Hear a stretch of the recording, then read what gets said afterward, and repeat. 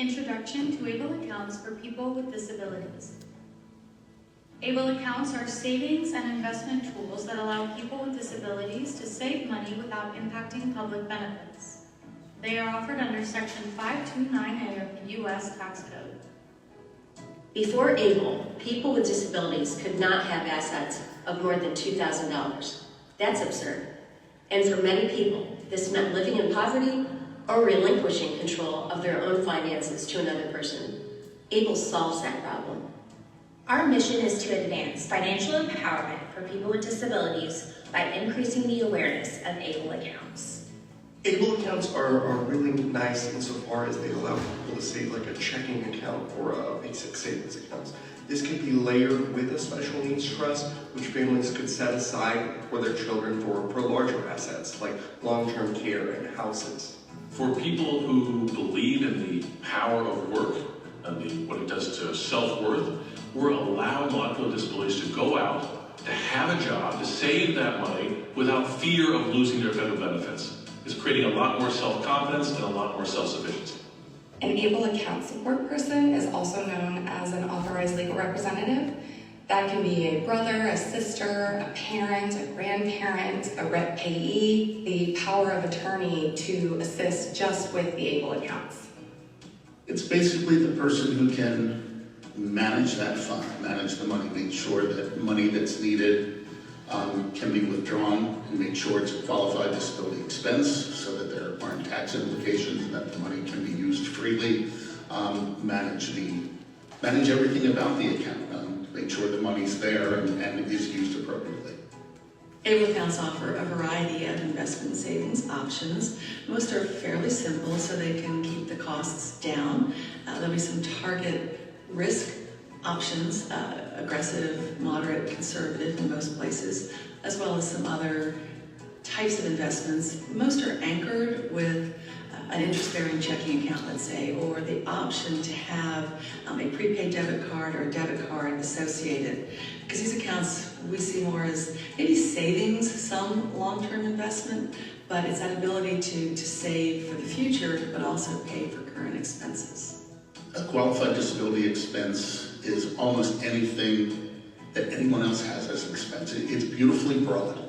It can cover housing, it can cover transportation, it can cover education, it can cover job training, or even the use of a job coach if you need it. We look at it as basically anything that the person can do to enhance or just maintain the quality of their life. Wendy in Springfield, Illinois, has been saving in her ABLE savings account and has used that money for a down payment on an accessible home. It's going to make her life brighter, and that's going to help countless families throughout our state. We had a great positive experience with our very first account. The first account was opened up by a wonderful young lady from North Alabama by the name of Stephanie. She had cerebral palsy, but having had that experience with Stephanie and seeing how it changed her life and improved her life, for us, that experience, that first account, that Stephanie account, changed our view of the program from a program of savings to one of mission. It worked out incredibly well for all of us. Able to work is an opportunity for people who are employed and have jobs to save above and beyond the annual contribution limit for ABLE accounts. Able to work finally gives people who are working an opportunity to save part of their earnings while not jeopardizing benefits. Engagement with employers is one of our new initiatives. Employers are such an invaluable resource for us. 1 in 5 people in the United States either has a disability or is a family member. So as outreach is so important in the ABLE programs, we need to be sure to have as many opportunities to send this message. So we're asking employers to partner with us with their DEI initiatives, and one of the things we're really looking forward to is having employers include information about ABLE either in their onboarding process or as part of their ongoing benefits package. The ABLE Age Adjustment Act will have a huge impact. Raising the limit for onset of the disability from 26 to 46 will make ABLE accounts available to an estimated 6 million more Americans, including 1 million veterans. As a veteran myself, I know firsthand that access to ABLE accounts will be tremendously helpful for our selfless, patriotic heroes who have sacrificed so much for our great country. Many of their disabilities occur after age 26 as a direct result of their dedication to the mission of protecting every one of us. I'm thrilled that Congress got this done for them. National partners are a huge part of what helps us in our outreach through the state programs. Our partners are people who are already connected to potential account holders, and through those connections, they assist us in getting that information out to people who may be able eligible. I think it's really necessary for the word to come directly from the disability community. That's why it's important that state program administrators work directly with them so it can come from a trusted source. People should visit abletoday.org to learn about the different ABLE programs. 46 states in the District of Columbia offer some type of ABLE program, and every state is different. On abletoday.org's website, you'll learn about the different programs and the criteria for each program. Visit abletoday.org to learn more about ABLE accounts, help us spread the word, partner together to host an ABLE presentation.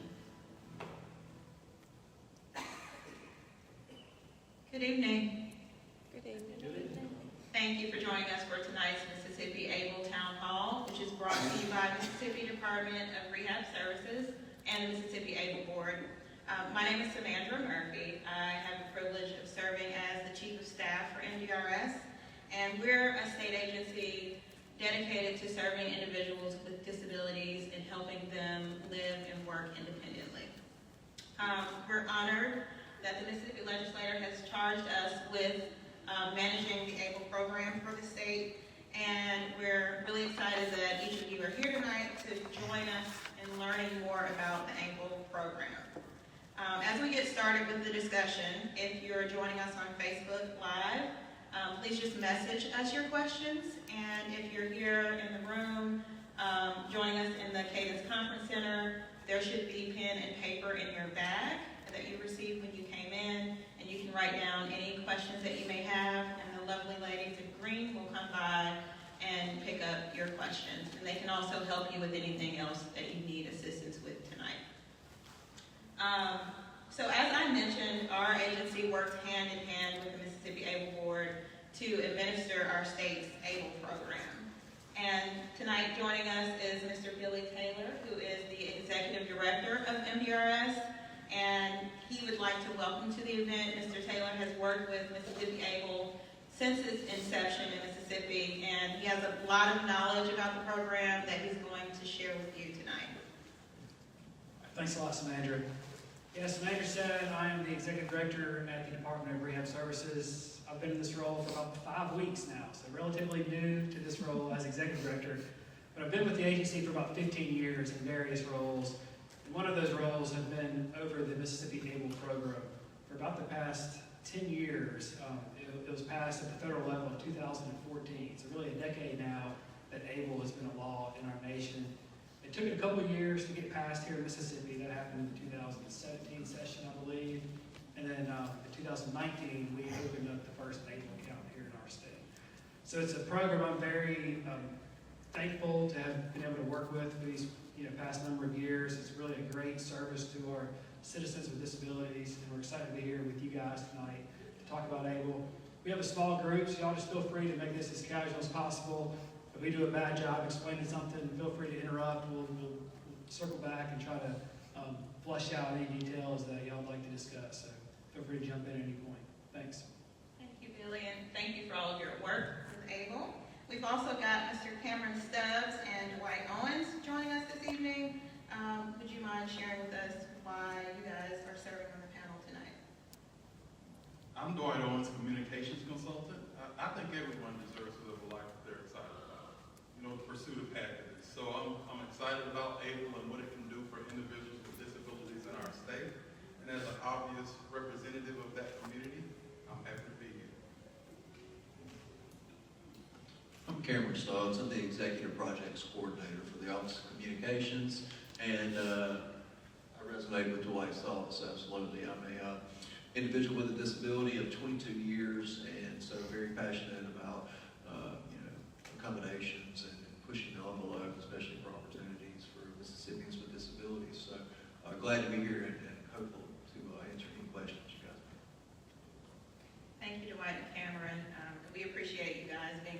tonight to share with everyone here how Mississippi Able can enhance the lives of individuals with disabilities. And so although our Able board wasn't able to make it tonight, we do want to give you a brief introduction of who those individuals are. Mr. Billy Taylor serves as the vice chair, and he will introduce his colleagues. Yeah, so our ABLE program here in the state is overseen by a 9-member board. So those 9 members are made up of what we call 3 ex officio members. That's just by virtue of their job, they're automatically on the ABLE board. So that's myself as the executive director of MDRS, the state treasurer, David McCrae, is on the ABLE board, and then the executive director of the Department of Mental Health, Wendy Bailey is her name. So those 3 positions are on the ABLE board, regardless of who sits in those seats. And then the governor gets 6 appointees to the ABLE board. So Rick Courtney is the chairman of the ABLE board. Jane Buttress, she's an attorney. She's a board member with the Coalition for Citizens with Disabilities. Paul Rogers is also an attorney and a board member of the Coalition. Justin Bobo is a bank president up in DeSoto County. Michael Slogel is a banker down on the coast and the Hattiesburg area as well. And also Pam Dollar, who's the executive director of the Coalition for Citizens with Disabilities. And what's great about the board is, you know, a lot of the members have children with disabilities or disabilities themselves, or, you know, disability advocates. So really a lot of experience in the disability world and also in the banking world. So I feel like the legislature did a really good job organizing this program in our state. And the governor has done a good job picking these 6 members that really represent the banking and finance industry, as well as the disability community around our state. So I'm very honored to be a part of that board, and I feel like they've done a really good job, as you all see with our program tonight on standing up the Mississippi ABLE program. Thank you. So we're here today to give you as much information as we can within this hour about the ABLE program and answer any questions that you have. So as Mr. Taylor said, feel free to jump in and interrupt us if you have any questions, or if you feel more comfortable writing your question down and giving it to one of our ladies in the green ABLE shirts. But we wanted to start off the discussion with a quick overview of ABLE by taking a look at this short video.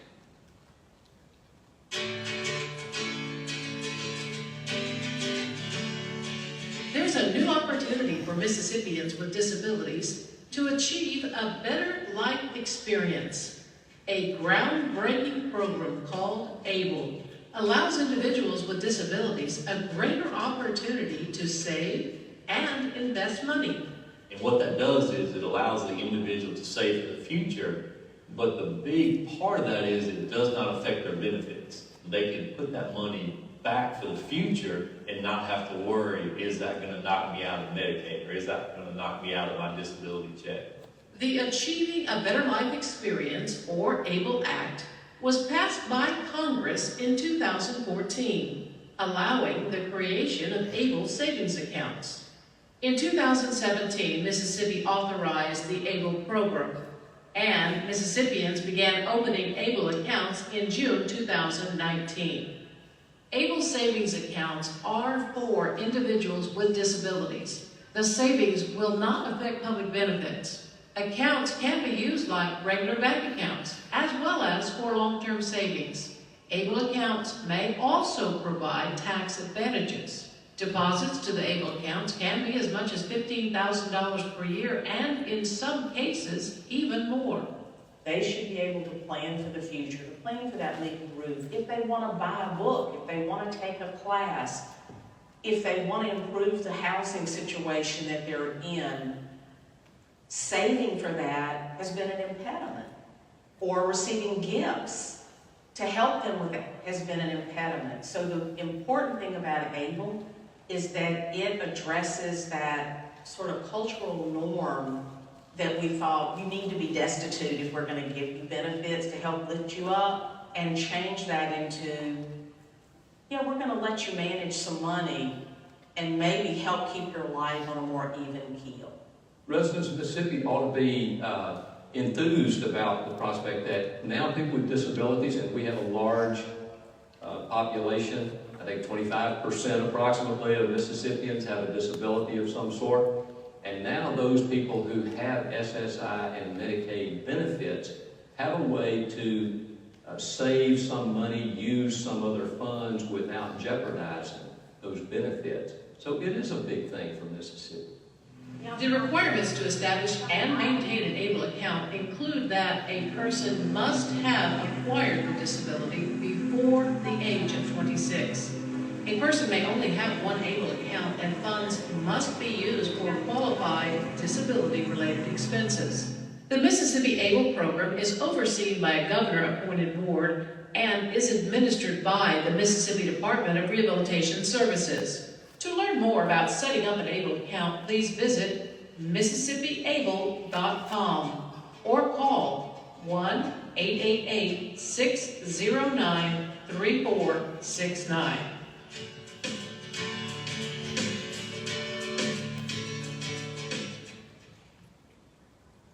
Now that you have somewhat of a brief overview of ABLE in that video, which included our former executive director, Mr. Chris Howard, we thought we would start the discussion out by just addressing some of the frequently asked questions regarding ABLE. And so our panel members will answer some of those questions before we get into the questions from the audience or from Facebook. So we'll start with you, Billy. Could you give us a little background on ABLE and the need for it? Sure. So yeah, this is really probably 3 or 4 decades in the making. For a long time, people with disabilities that are receiving public benefits have always been in a bit of a conundrum because on one hand they depend on those public benefits, whether it's a disability check or a slot on a Medicaid waiver, HUD housing vouchers, TANF for SNAP benefits, whatever it may be. They depend on those benefits, but then also they need to save money for their future. Whether that's for the leaky roof, like Jane mentioned, or saving for college later, or a child's wedding, whatever it may be. If you have savings goals, just like everybody else does, of course, and you have to. They were in kind of this balancing act of, well, I want to save for these things, but I don't want to run afoul of the asset test that all these federal programs have. So for a long time, the disability community was presenting that to Congress, like, hey, we need to raise these asset tests in these programs because $2,000 is not a lot of money anymore. It might have been in the 1970s when that number was put in place in the Social Security program, but it hasn't been increased over the years. So Congress had a couple options. They could have went into each of the federal programs and raised those asset tests. That was one option. The other option is to do what they did here, which is just to allow people with disabilities to save money in a separate bank account and know that that money is not going to count against them when all these federal programs are looking at their assets. So, to me, it was probably a simpler fix rather than have to reach their, open up all those code sections to get all those different federal programs addressed. So yeah, it really just goes to answer that age-old conundrum that people with disabilities have faced as far as trying to save money and ensure that their benefits won't be affected. Thank you. Cameron, who's eligible to open an ABLE account? Well, the individual themselves can open the account or an authorized individual on their behalf. We mentioned earlier in one of the slides, the onset of disability has to be before the age of 26. However, the Able Age Adjustment Act that Mr. Taylor spoke on early is going to increase that range to 46 years of age, and that's going to go into effect on January 1st of 2026. As long as you meet the regular qualifications for disability deemed by Social Security or have a medical recommendation, diagnosis letter from a doctor, that'll also qualify you to open the account. And Dwight, how much does it cost to open an ABLE account? It's very reasonable. If you utilize the checking account option, you only need an initial deposit of $25 to get the debit card. Other than that, there really is no substantial amount of money that needs to be put into the account to open it. There are some fees involved. There's a $15 fee for managing the account, but that amount can be reduced to $10 if you choose to get the electronic statement. And that equates to only $3 a month, which is awesome. Thank you, Dwight. That was helpful. Mr. Taylor, are the contributions into an ABLE account tax deductible? And who can make the contributions and how do they do that? Yeah, so there's 2 really good tax benefits with the ABLE program. on the state level, all contributions into an ABLE account are tax deductible. And that doesn't necessarily have to come from the individual account owner themselves. It could be from the parents making contributions into a child's account, or grandparents, friends, family, whoever that may be. They may take the tax deduction on their tax return, whoever actually made that contribution into the account. So that's the tax benefit on the state level. At the federal level, the money in the ABLE account grows income tax free. So if you think about normal investments, whenever you buy mutual funds or any kind of investment options, at the end of the year, you figure out how much money you earned in interest and pay income on that interest. We're all used to that concept.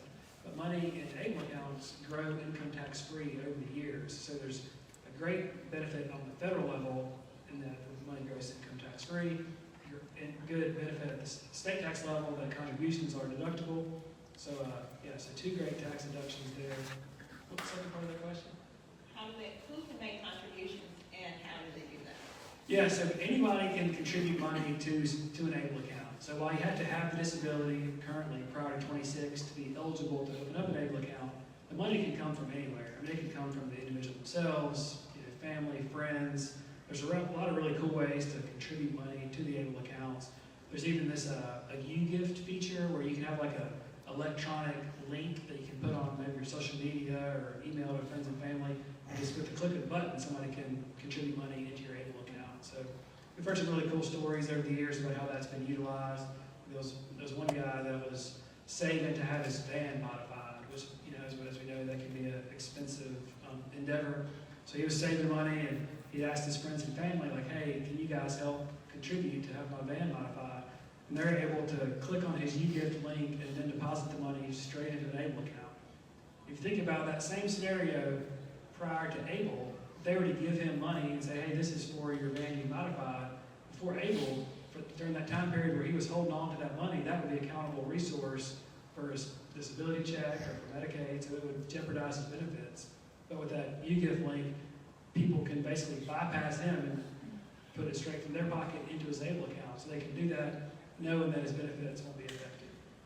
Those are some pretty strong reasons for wanting to open an ABLE account. So appreciate you sharing that. Dwight, how much money can be put in an ABLE account and how are funds allowed to be used? Well, you can spend up to, or you can save up to $18,000 in a year's time. The maximum balance that is allowed is $235,000, and I think that is life-changing. So in regards to how the funds can be used, Congress was very generous with that list of qualified expenses, which can include education, health and wellness, housing, transportation, and so much more. And ABLE stands for Achieving a Better Life Experience. So any expense that falls within that category of helping someone achieve a better life qualifies. And if you notice, some examples of some of those expenses are included on the slide here. Mr. Taylor, is ABLE a checking, savings, or investment account?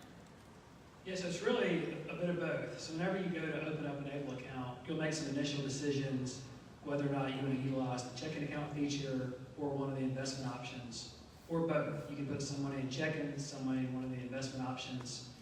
But as far as the checking account, it's very much just like our normal checking account we're all used to. You get a debit card, you get a checkbook, you can swipe it anywhere. You don't have to ask our permission or the program administrator, there's their permission to spend the money. It's your money. That debit card will work anywhere normal, just like a normal checking account would. With the investment options, there's 6 to pick from. And it's really just a spectrum of Vanguard mutual funds that range from conservative to a more aggressive, allocation of funds. So, you kind of make those decisions when you go to open up the account, and then you can change that. If you get a few months in and decide you're going to put some more money in checking or want to invest a little differently, you're able to go into your account and change that as the years go on. So I guess that's the long answer to say both checking and investment options. That flexibility is also a really great feature of the ABLE accounts. I think this one is for Cameron. How does someone with an ABLE account spend or withdraw their money? Just like really any other financial institution, with an ABLE account, you have access to a debit card or a checkbook. You can also electronically transfer funds from one financial institution to another.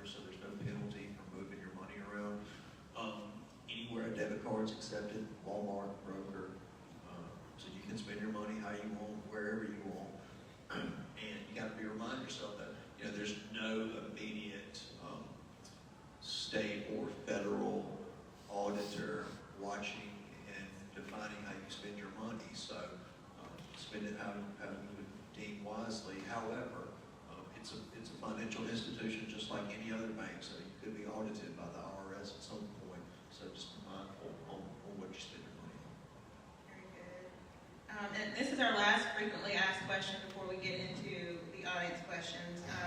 Billy, can you tell us how to sign up for an ABLE account, how long that takes, what a person would need to do? Yeah, sure. So there's no like brick and mortar bank in Mississippi that you can currently walk into and open up a checking account like you could at Cadence Bank or any other traditional brick and mortar bank. It's all electronic. So what we did with the Mississippi ABLE Board is we decided to join together with 20 other states in what's called the National ABLE Alliance. And we offer the same program to all the citizens of those 20 states. So you go online to transact all that business. You can go to MississippiAble.com, and from there, there's links to open up an account. It's real similar to open up a checking account. You just need your basic information. You do have to certify yourself as having a disability. So you need to be able to either show that the Social Security Administration has deemed you disabled at some point, or if you've never asked SSA to make that determination, there's a little one-page self-certification form you take to your healthcare provider, and they can fill that out, and it says, like, hey, this individual meets the federal definition of having a disability, and you would be deemed eligible that way. So that's the only, I guess, little caveat that's different than a normal checking account. But yeah, I would say 10, 15-minute online process is about what it takes to get an account open. Okay. So we've shared quite a bit of information in the first half of this discussion, and I'm sure what you've heard already you can imagine the impact that it has on people who have an ABLE account and are able to save and make financial planning decisions for their future. And so one of those individuals that has benefited from all of the features of the ABLE account is Miss Marjorie Jordan of Louisville and her grandson Markel. She was one of the first Mississippians to open an ABLE account, and we have a short video to share with you just to hear her story.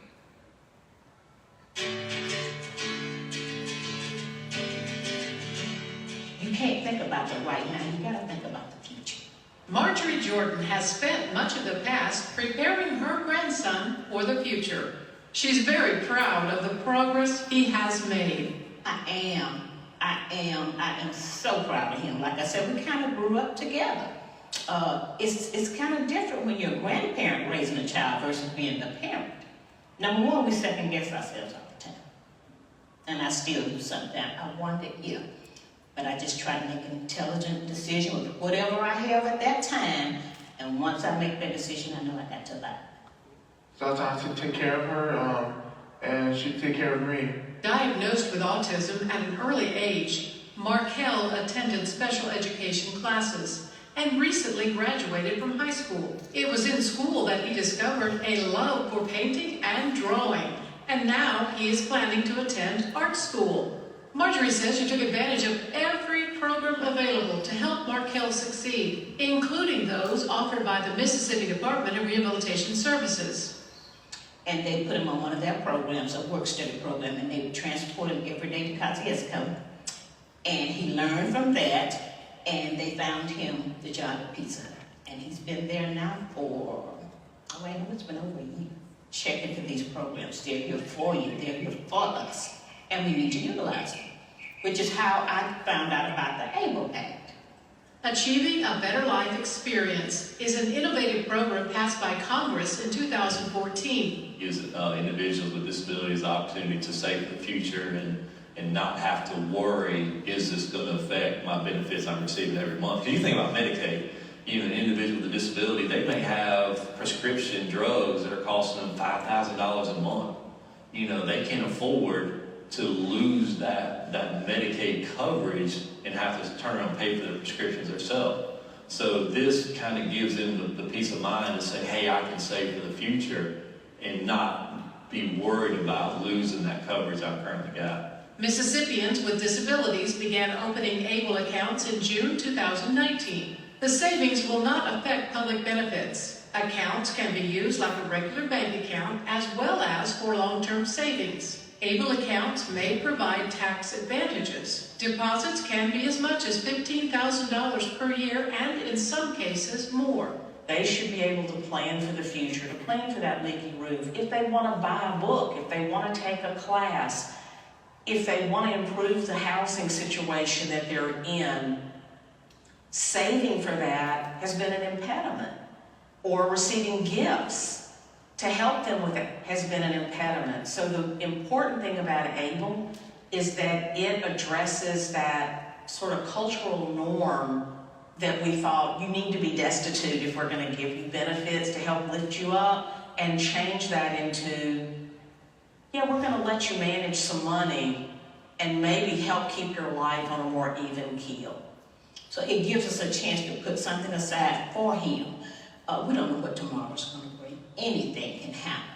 That's money we could have. What I did is when we set the account up, I set it up so some of it would actually go into a checking account for him so he could spend it on items related to his care if it's something he needs to purchase.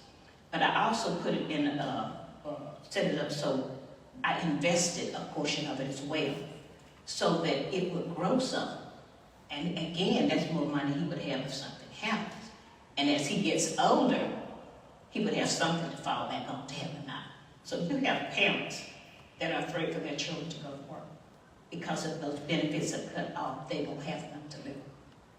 With the ABLE Act, you don't have to worry about it. Let those children work. Give them a chance in life to be what they can be. To learn more about setting up an ABLE account, visit MississippiABLE.com or call 1-888-609-3469.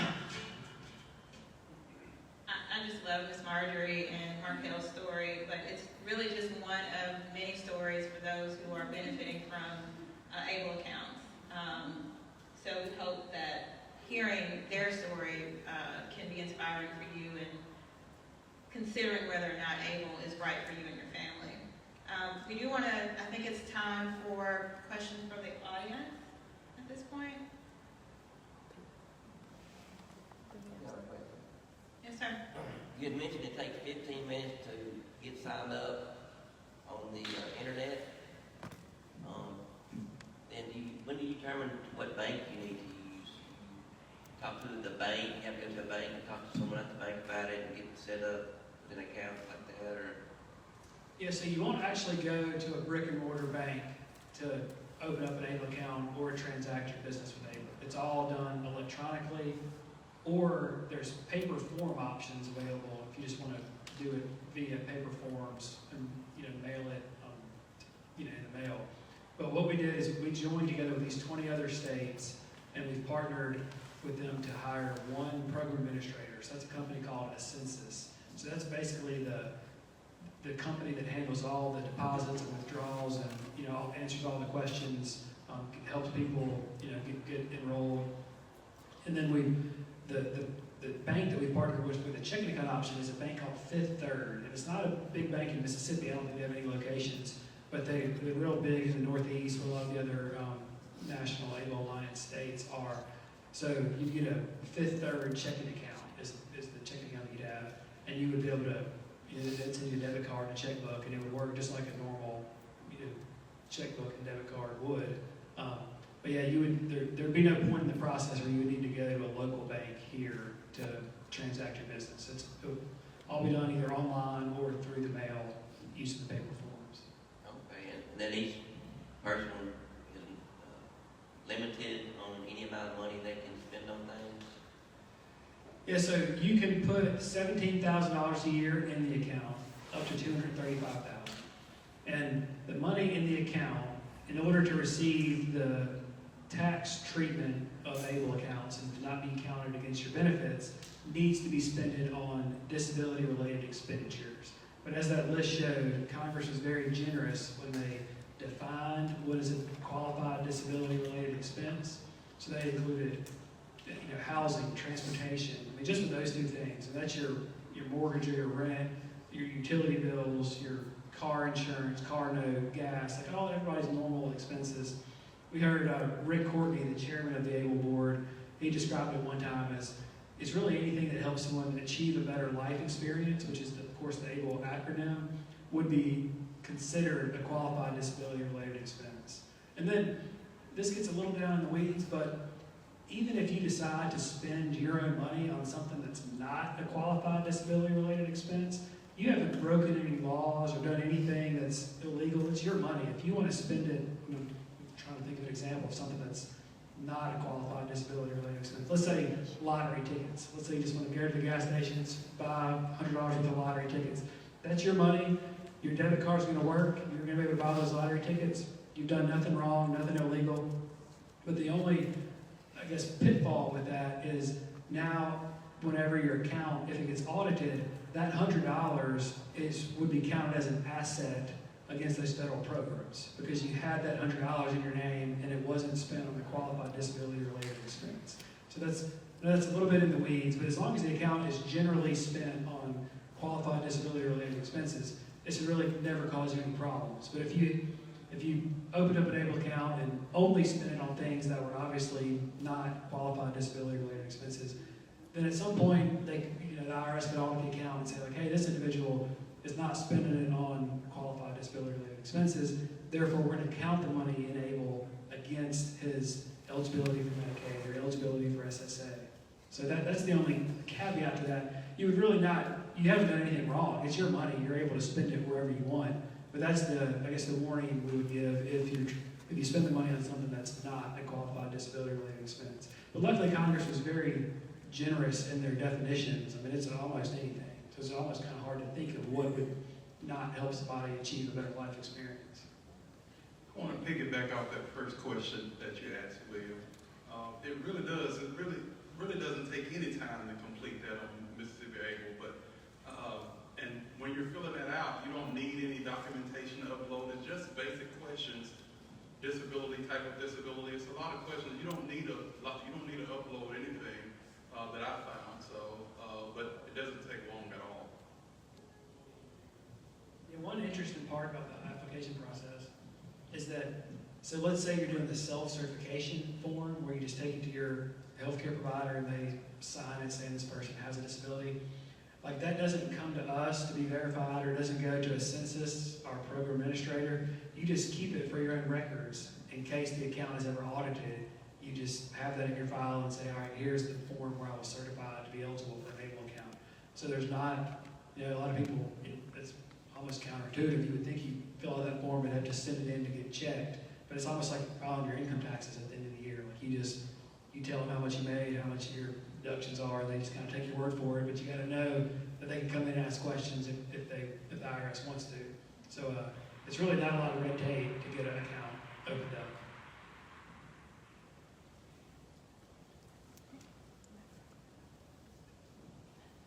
Hey, first of all, let me say thank you all for coming and speaking. In my case, if I was to open an ABLE account for my daughter, who's graduating high school next year, what if she can manage it by herself? Like, would I be able to manage her account and not let her take out money, let's say, for lottery tickets and stuff like that? Right, yes. So yeah, parents are able to open ABLE accounts on behalf of their children. And also, if that child becomes an adult and there's a guardianship or conservator set up, like some kind of court order given someone else the financial authority over that individual, the ABLE program honors that as well. So they will follow whatever the court says as far as who is able to transact business on behalf of that person. So how many accounts can an individual have? Can they only have one account, or can they have two? Or? Yeah, so just one account per individual with a disability. Okay. Right. And then when she graduates and stuff, so she goes to work. Does her work send the money into the ABLE account, or how does that work?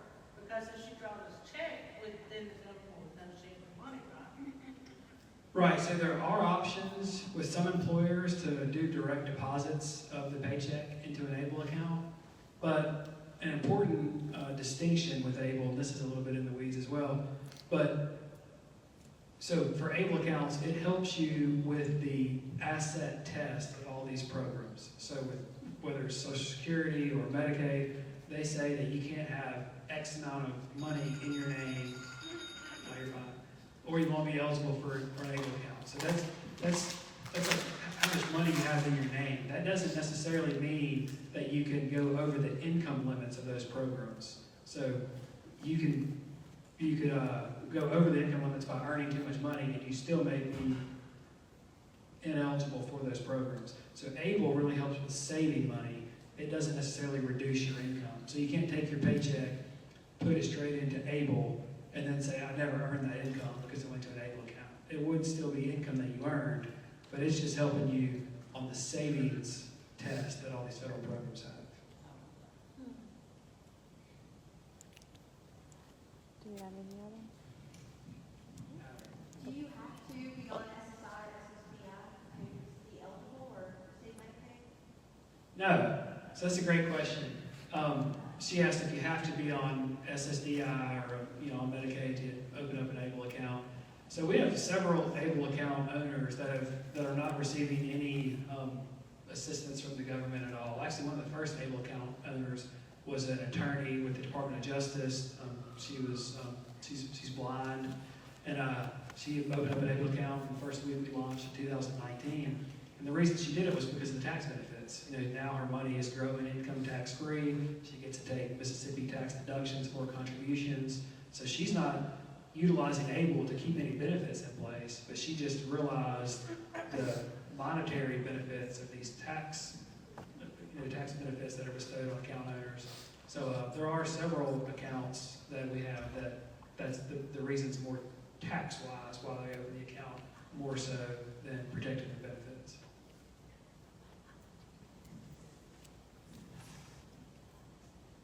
Jennifer, do you have any more questions?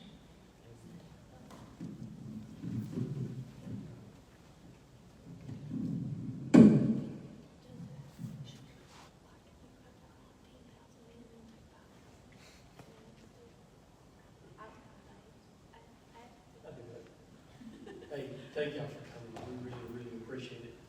I've got a question. After we, long-term, if we're putting, say, $10,000 a year, and we build up to that 150, 200,000 mark, what happens to that money long-term if something does happen to the person who has the disability or the individual who has the account? Yeah, so I guess a couple things there. So in your example, you're putting $10,000 a year in the account. So that account can grow for all of the programs up to $235,000 without affecting the benefits, other than the Social Security disability check.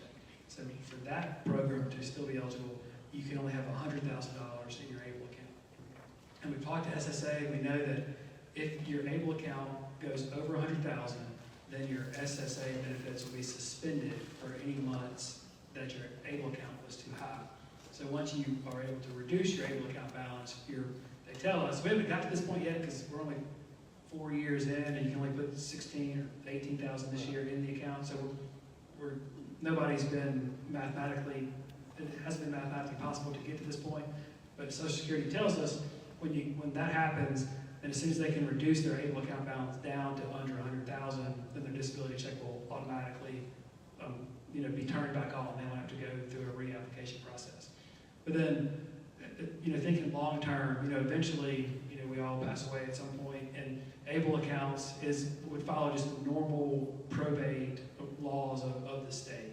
So if the individual passes away, they could, it would just follow just the normal probate rules. So they have a will, it would go to where what the will says. If there's no will, it just follows the normal intestate rules of the state. I know I've learned a lot. Thank y'all for coming. We have one final call for questions. Okay, Samantha? We'll be around afterwards if Yeah. y'all want to pull us to the side. We'll certainly talk about this more. Any other questions out there? Good. Okay. Are there any final thoughts that Billy, Cameron, Dwight would like to share with everyone tonight?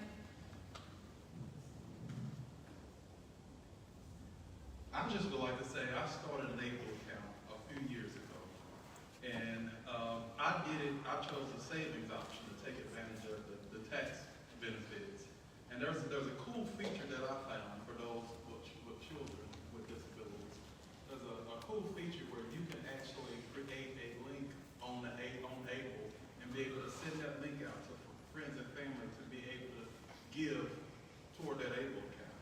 So I thought that was really cool. But for me, you never know what tomorrow brings. You just never know. Now I'm independent as I can be today, but I do think about when I get older.